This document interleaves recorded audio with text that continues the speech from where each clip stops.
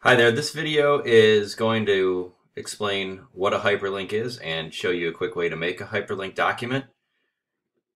A hyperlink is an electronic link providing direct access from one distinctively marked place in a hypertext or hypermedia document to another in the same or different document.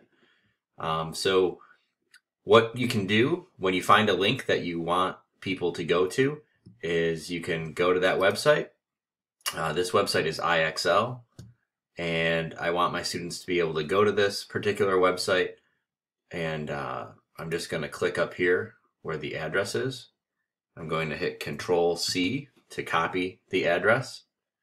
Then I'm going to go to any document. This could be a Word document that you're going to make into a PDF. This could also be, in this case, it's a Google document that I just share with my students using Google Classroom. But I have a list of Unit 7 review games and links that I want students to. And you can see I already have some hyperlinks in here. So because I want them to know this link is for IXL, I'm just going to type in some letters, IXL. And then to insert the link, I'm just going to highlight the text. There's a little chain link symbol up here. That means to insert link. So when I click on that, here's my text, IXL. That's going to be what students click on, and I want to paste my link in here.